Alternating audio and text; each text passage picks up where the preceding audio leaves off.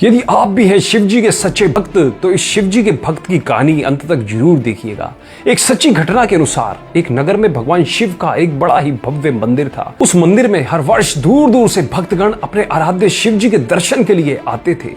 एक बार श्रावण के महीने में दूर दूर से कावड़िए कावड़ लेकर भगवान शिव जी के जल अभिषेक करने आए हुए थे, जिस कारण मंदिर का परिसर भक्तों की भीड़ से पूरी तरह भरा हुआ था। तभी अचानक आकाश में बिजली चमकने लगी और फिर सोने का एक थाल नीचे गिरा।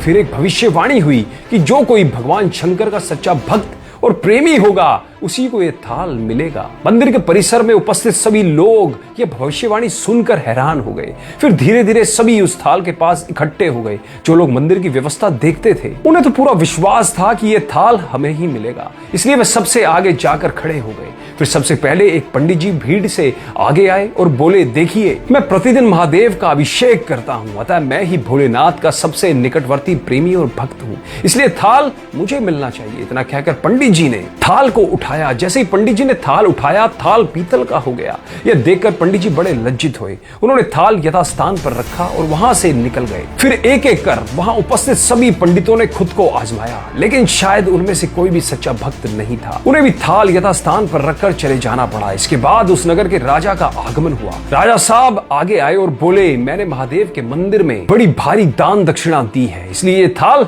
मुझे ही मिलेगा। इतना कहकर राजा सबसे आगे बढ़े और थाल उठाया। जैसे ही राजा ने थाल उठाया, थाल तांबे का हो गया। यह देखकर महाराज भी लज्जित हुए और थाल यथास्थान रखकर एक तरफ खड़े हो गए। इसके बाद इसी तरह एक से बढ़कर एक दानी महात्मा और भक्त पधारे। वो थाल उठाया, लेकिन किसी के हाथ में कुछ और किसी के हाथ में कुछ हो गया, लेकिन सोने का नहीं रहा। तभी लोगों को पता चला कि हम में से कोई भी महादेव का सच्चा भक्त नहीं है। उसी समय एक किसान का आगमन हुआ। वो बेचारा महीनों बाद आज चतुर्मास के सोमवार के शुभ अवसर पर शिव जी के दर्शन करने आया था। गरीबी और गृहस्थी के बोझ तले दबा दिन रात खेतों में मेहनत मजदूरी करके अपना और अपने परिवार का गुजारा करता था। अभी रास्ते में आ ही रहा था कि कोई भिखारी मिल गया, कुछ खाने को मांगने लगा। इस किसान को दया आ गई। अपने खाने के लिए जो खाना लाया था वो उसने उस भिखारी को दे दिया। उस सोने के थाल के बारे में इसने भी सुना था, लेकिन उसने उस और कोई ध्यान ही नहीं दिया। सीधा मंदिर में गया और महादेव का पूजन करके बाहर आ गया। परिक्रमा करके जाने को हुआ, तभी पीछे से एक व्यक्ति बोला, भाई तुम भी थाल को उठाकर देख लो, हो सकता है तुम ही वह सच्चे भक्त हो जिसके लिए थाल आया है। किसान को लगा वह व्यक्ति उसका मजाक बना रहा है। किसान ने हंसते हुए कहा, भाई मैं तो कभी कोई पूजा पाठ भी नहीं करता, महीनों में एक आध बार मंदिर आ पाता हूँ, मैं काहे का सच्चा भक्त हो सकता हूँ। वह अजनबी बोला, भाई हम तो देख चुके हैं, हमारी भक्ति तो 2 कौड़ी की भी नहीं है, अब तुम भी अपना हाथ लगाकर देख लो। सोने का थाल मिले ना मिले, किंतु पता चल जाएगा कि तुम्हारी भक्ति में कितनी सच्चाई है। अंत में लोगों के बहुत आग्रह करने पर आखिर उस भोले भाले किसान ने जाकर थाल उठा लिया। जैसे ही उसने थाल उठाया, लोगों के आश्चर्य का ठिकाना नहीं रहा। सोने का थाल रोशनी से चमचमाने लगा। यह देख सभी लोगों में खुशियों की लहर दौड़ आई। सभी लोग उसके जयकारे लगाने लगे और पूछने लगे कि भाई तुम ही सच्चे भक्त हो, अब हमें भी बता दो कि कैसी भक्ति करते हो जिससे महादेव तुमसे इतने प्रसन्न हैं।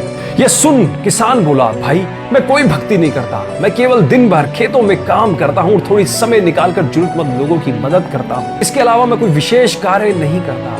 लोग पूछने लगे, तुम लोगों की मदद क्यों करते हो? हंसते हुए किसान बोला, सुकून के लिए, दूसरों के चेहरे पे मुस्कान देखकर मुझे जो आनंद और खुशी होती है उसे मैं शब्दों में बयान नहीं कर सकता। शायद यही कारण है कि महादेव मुझसे खुश हैं। इसलिए मित्रों हमेशा याद रखो, सत्कर्म का आरंभ भी आनंद से होता है और अंत भी आनंददायक होता है। दुष्कर्म का आरंभ भी दुख से होता है और अंत भी दुखदायक होता है। अतः कमेंट बॉक्स में जरूर लिखिएगा, हर हर महादेव, हर हर महादेव, हर हर महादेव, हर हर महादेव, हर हर महादेव। ओम लक्ष्मी नमस्तुभ्यं सर्व कल्याणम।